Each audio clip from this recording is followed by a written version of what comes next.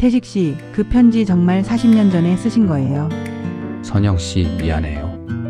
그때는 용기가 없었어요. 비 내리는 오후, 낡은 서랍에서 발견된 한 장의 편지가 두 사람의 운명을 바꿨습니다. 지금부터 여러분께 들려드릴 이야기는 62세 선영 씨의 늦은 사랑 이야기입니다. 안녕하세요. 저는 62세 박선영입니다. 5년 전 남편을 갑작스러운 심장병으로 잃고 35년간 근무했던 중학교에서 조기 퇴직한 후 충청남도 시골 마을에서 혼자 살고 있어요. 처음에는 서울에서 변호사로 일하는 아들 지훈이가 반대했어요. 어머니가 혼자 시골에서 사는 걸 못마땅해 했거든요. 하지만 저는 이 조용한 곳이 좋았어요.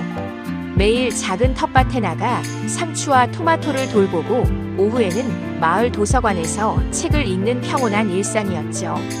그런데 작년 봄, 제 평온한 일상에 변화가 생겼습니다. 옆집에 10년 넘게 비어있던 집에서 공사 소리가 들렸어요. 호기심에 담장 너머로 보니 70세 정도의 남성분이 직접 목재를 옮기고 계시더라고요. 실례합니다. 시끄럽게 해서 죄송합니다. 안녕하세요. 옆집에 사는 박선영입니다. 윤태식입니다. 첫 인상이 정말 좋았어요. 정중하면서도 따뜻한 느낌이 드는 분이었거든요. 그런데 이상하게 태식 씨를 보는 순간 어디선가 본 듯한 낯익은 느낌이 들었습니다. 며칠 후 태식 씨가 저를 찾아왔어요. 선영 씨, 책 좀 빌려볼 수 있을까요? 마을에 서점이 없어서요. 물론이죠. 어떤 책을 찾으세요? 건축 관련 책이나 시집도 좋고요. 시집을 찾으신다니 의외였어요. 며칠 뒤 책을 반납하러 오실 때는 제가 직접 담근 장아찌를 가져다 주었어요. 혼자 사시니까 이런 것도 해먹기 힘드시죠? 감사해요. 근데 태식 씨는 혼자 사세요? 네. 아내를 일찍 여의고 혼자 지내고 있어요. 그 순간 가슴이 뭉클해졌어요. 같은 상처를 가진 사람끼리만 느낄 수 있는 공감대였습니다. 혼자 남겨진 외로움의 무게를 아는 사람끼리의 눈빛 교환이었어요. 그렇게 몇 주가 지나면서 태식 씨와 저는 자연스럽게 가까워졌습니다. 매주 일요일 오후면 마을 카페에서 차 한 잔씩 마시며 이런저런 이야기를 나누게 되었죠. 처음에는 어색했지만 점점 편해졌어요. 62세가 되어서도 이런 설렘을 느낄 수 있다니 저도 놀라웠습니다. 선영 씨는 교사셨다고 들었는데 힘들지 않으셨어요? 처음에는 힘들었죠. 하지만 아이들과 함께 있는 시간이 즐거웠어요. 저는 건축가였어요. 젊을 때는 해외 프로젝트 때문에 여러 나라를 돌아다녔죠. 태식 씨와 대화를 나누면서 정말 교양 있고 지적인 분이라는 걸 알 수 있었어요. 무엇보다 저를 대하는 태도가 매우 신사적이었거든요. 마치 소중한 사람을 다루듯이 조심스럽게 대해주셨어요. 그런데 어느 날 카페 주인 김 사장님이 이상한 말씀을 하시더라고요. 선영 씨 그분 전에도 여기 자주 왔던 것 같은데요. 한 40년 전쯤인가? 젊을 때 여기 자주 왔던 것 같아요. 이상했어요. 태식 씨는 분명히 이 마을이 처음이라고 했는데요. 그날 저녁 태식 씨에게 물어봤어요. 태식 씨 혹시 전에 이 마을에 오신 적 있으세요? 아니요. 완전히 처음이에요. 태식 씨는 단호하게 부인하셨지만 뭔가 어색한 기색이 역력했어요. 눈빛이 흔들리고 목소리도 평소와 달랐습니다. 그럼에도 불구하고 저는 태식 씨와 함께하는 시간이 점점 좋아졌어요. 40년 넘게 살면서 이렇게 마음이 편한 남성분을 만난 건 처음이었거든요. 태식 씨와 가까워지면서 마을에서 저희 관계에 대한 소문이 돌기 시작했습니다. 작은 마을이다 보니 사람들의 시선을 피할 수는 없었죠. 고등학교 동창인 미경이가 먼저 문제를 제기했습니다. 선영아, 요즘 그 윤태식이란 사람하고 자주 만난다며? 그냥 이웃으로 가끔 인사하는 정도야. 내가 알아보니까 그 사람 좀 이상해. 예전에 여기서 여자 문제로 말 많았던 사람이래. 미경이의 말이 계속 마음에 걸렸습니다. 그런데 며칠 후 더 큰 문제가 생겼어요. 아들 지훈이가 갑자기 내려온 거예요. 엄마, 그 윤태식이란 사람하고 뭐하는 사이예요? 뭔 소리야? 그냥 이웃으로. 엄마, 솔직히 말씀하세요. 마을 사람들이 다 얘기하고 있어요. 지훈이는 스마트폰을 꺼내더니 오래된 신문 기사를 보여줬어요. 건축가 윤태식 제자와의 부적절한 관계 의혹이라는 제목이었습니다. 엄마, 이런 사람이에요. 그리고 아버지 돌아가시기 전에 엄마 몰래 연락한 사람 있었잖아요. 그때 그 사람이 윤태식일 수도 있어요. 지훈이의 말을 들으면서 가슴이 두근거렸습니다. 남편이 돌아가시기 몇 개월 전 누군가에게서 전화가 와서 우울해하신 적이 있었거든요. 그 증거까지 보여줬어요. 제 휴대폰 통화 기록에 남편 돌아가시기 3개월 전부터 태식 씨 번호로 전화가 계속 왔다는 거였어요. 그리고 태식 씨의 과거 주소 기록도요. 이 사람 40년 전에 이 마을에 살았어요. 엄마가 결혼하기 직전까지요. 처음부터 거짓말을 한 거예요. 그날 저녁 태식 씨가 평소처럼 찾아왔을 때 저는 용기를 내서 모든 걸 물어봤습니다. 태식 씨, 정말 다 사실인가요? 태식 씨는 점점 창백해지더니 마지막에는 고개를 숙이고 말았습니다. 선영 씨, 죄송합니다. 사실입니다. 왜 거짓말을 하셨어요? 사랑 때문이었어요. 사랑이라고 하면서 이렇게 속이고 거짓말하는 게 사랑인지 화가 났어요. 태식 씨, 당분간 만나지 맙시다. 제가 좀 생각할 시간이 필요해요. 그렇게 태식 씨는 돌아갔고 저는 혼자 집에서 울었습니다. 오랜만에 느낀 행복이 이렇게 끝나는 건가 싶어서 너무 슬펐거든요. 일주일 동안 태식 씨는 한 번도 찾아오지 않았어요. 그런데 이상하게 태식 씨가 보이지 않으니까 더 그리워졌어요. 비가 오는 어느 날 오후 태식 씨 집에서 큰 소리가 들렸어요. 뭔가 떨어지는 소리 같았습니다. 아무리 화가 나도 이웃으로서 확인은 해봐야겠다 싶어서 우산을 들고 태식 씨 집으로 갔어요. 태식 씨, 괜찮으세요? 대답이 없어서 열린 문으로 들어가 봤어요. 복도에 책들이 흩어져 있었고 책장이 넘어진 것 같았습니다. 그런데 태식 씨는 보이지 않았어요. 그때 문득 그 특별한 방이 생각났습니다. 태식 씨가 다른 사람의 손길을 거부하며 혼자서만 작업했던 그 방 말이에요. 문을 열어보니 정말 깜짝 놀랐습니다. 방 안가득히 제 사진이 붙어 있었어요. 젊었을 때 사진부터 최근 사진까지 벽 한쪽에는 마치 제 인생사를 정리한 것 같은 자료들도 있었어요. 언제 결혼했는지, 언제 교사가 되었는지, 아들은 언제 태어났는지. 가슴이 두근거렸어요. 무서움과 당황스러움이 동시에 밀려왔습니다. 그런데 책장이 넘어지면서 오래된 나무 서랍도 함께 넘어져서 안에 있던 것들이 바닥에 흩어져 있었어요. 그 중에 노란 편지 봉투가 하나 있었습니다. 편지 앞면에는 박선영에게라고 적혀 있었어요. 손이 떨렸어요. 편지지는 정말 오래되어서 누렇게 변해 있었고 40년 전 스타일의 볼펜 글씨였습니다. 선영 씨에게 이 편지를 쓰는 지금 제 마음을 어떻게 표현해야 할지 모르겠습니다.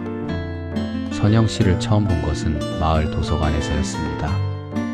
흰 원피스를 입고 시집을 읽고 계시던 선영 씨의 모습이 정말 아름다웠어요. 그 순간부터 선영 씨를 좋아하게 되었습니다. 매일 도서관에 가서 선영 씨를 바라봤어요. 말을 걸고 싶었지만 용기가 없었습니다. 선영 씨는 너무 고상하고 아름다워서 제가 감히 다가갈 수 없는 분 같았거든요. 그러던 어느 날 선영 씨가 결혼한다는 소식을 들었습니다. 너무 충격이었어요. 제가 용기 없이 망설이고 있는 사이에 선영 씨는 다른 분과 결혼하게 된 거였어요. 이 편지를 쓰지만 드릴 용기는 없을 것 같습니다. 그냥 제 마음만 정리하려고 써보는 거예요. 선영 씨가 행복하시길 바랍니다. 1984년 10월 윤태식. 편지를 읽는 동안 눈물이 났습니다. 정말 40년 전에 쓴 편지였어요. 당황스러우면서도 한편으로는 감동스러웠어요. 그때 뒤에서 목소리가 들렸습니다. 선영 씨, 깜짝 놀라서 돌아보니 태식 씨가 서 계셨어요. 얼굴이 창백하고 눈가가 빨갰습니다. 태식 씨, 이게 뭐예요? 선영 씨 죄송합니다. 이런 식으로 알게 하려던 건 아니었는데. 정말 40년 전에 쓰신 거예요. 네. 선영 씨가 결혼 발표를 했을 때 썼어요. 하지만 드릴 용기가 없어서 그냥 간직하고 있었습니다. 태식 씨는 모든 진실을 털어놓기 시작했습니다. 40년 동안 간직해온 이야기를 처음으로 누군가에게 말하는 것 같았어요. 선영 씨 정말 오래된 이야기예요. 제가 20대 후반이었을 때 서울에서 건축 일을 배우고 있었어요. 그러다가 이 마을에 프로젝트 때문에 왔던 거예요. 그때 도서관에서 선영 씨를 처음 봤습니다. 정말 한눈에 반했어요. 외모도 그렇지만 책을 읽는 모습이 너무 우아하고 품격 있어 보였어요. 매일 도서관에 갔습니다. 선영 씨를 보려고요. 하지만 말 걸 용기는 없었어요. 저는 그냥 시골에서 온 촌놈이었고 선영 씨는 너무 고상해 보였거든요. 그러던 어느 날 선영 씨가 결혼 준비를 한다는 이야기를 들었습니다.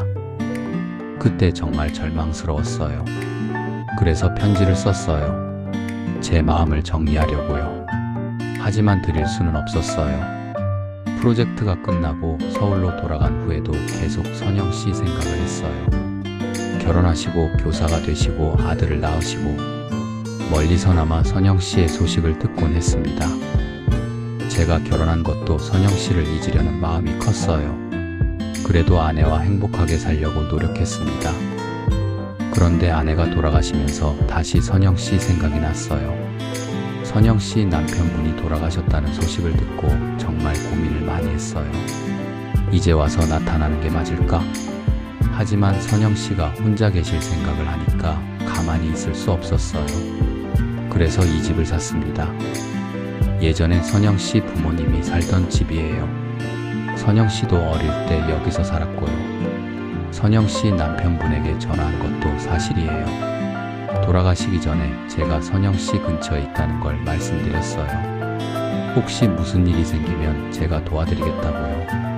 남편분도 처음에는 의심스러워 하셨지만 제 진심을 아시고는 선영 씨를 부탁한다고 하셨어요. 태식 씨의 이야기를 들으면서 정말 복잡한 감정이 들었습니다. 화가 나면서도 감동스러웠어요. 태식 씨, 그럼 남편이 태식 씨를 알고 있었던 거예요? 네. 처음에는 경계하셨지만 나중에는 이해해 주셨어요. 제가 선영 씨를 진심으로 아끼고 있다는 걸 아셨거든요. 왜 진작 말씀 안 하셨어요? 선영 씨가 저를 어떻게 받아들일지 확신이 없었어요. 그리고 솔직히 거절당할까봐 무서웠어요. 태식 씨의 고백을 들으면서 마음이 많이 바뀌었습니다. 처음에는 배신감이 컸지만 이제는 그 오랜 기다림과 진심이 느껴졌어요. 태식 씨, 정말 40년 동안 저를 생각하셨던 거예요? 네. 하루도 빠짐없이요. 선영 씨가 행복하시길 바라면서도 한편으로는 언젠가 만날 수 있기를 희망했어요. 며칠간 고민했어요. 화가 나면서도 40년간의 진심이 느껴졌거든요. 그런데 태식 씨가 갑자기 사라지셨다는 소식을 들었어요. 며칠 후 택배가 왔어요. 태식 씨가 보낸 집 열쇠와 편지였습니다. 선영 씨의 마음이 바뀔 때까지 기다릴게요. 더 이상 망설일 수 없었어요. 태식 씨 집에 가니 또 다른 편지가 있었고 40년간의 일기장이 있었어요. 모든 페이지가 저에 대한 사랑으로 가득했습니다. 선영 씨 와주셨네요. 태식 씨, 미안해요. 제가 너무 성급했어요. 40년 동안 저를 생각해 주신 그 마음 이제야 알겠어요. 아들 지훈이도 태식 씨의 진심을 알고 마음을 바꿨습니다. 엄마, 그분이 정말 40년 동안 엄마를 생각하셨다는 거예요. 그럼 진짜 사랑이네요. 몇 달 후 저희는 조용한 결혼식을 올렸습니다. 가족과 가까운 지인들만 모신 소박한 결혼식이었지만 제 인생에서 가장 의미 있는 결혼식이었어요. 태식 씨는 매일 아침 새로운 편지를 써주세요. 40년 동안 못 전한 마음을 매일매일 표현해 주시는 거예요. 오늘도 선영 씨와 함께 일어날 수 있어서 행복합니다. 40년 전 도서관에서 본 모습이 떠올라요. 그때와 지금 모두 아름다우세요. 나이가 들어서 하는 결혼이라 더욱 소중하게 느껴져요. 매일 산책하고 함께 요리하고 책을 읽으며 편안한 시간을 보내고 있어요. 태식 씨의 세심한 배려에 매일 감동받아요.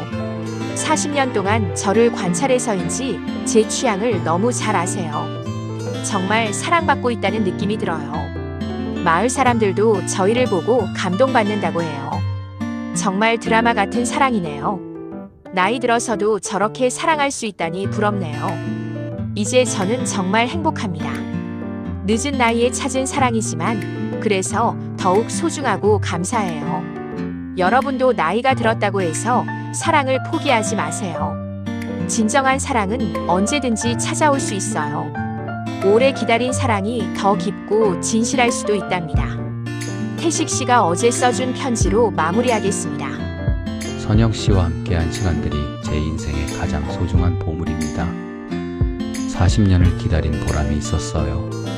앞으로도 매일매일 선영 씨를 더 사랑하겠습니다. 구독과 좋아요 부탁드립니다. 여러분 모두 행복하세요.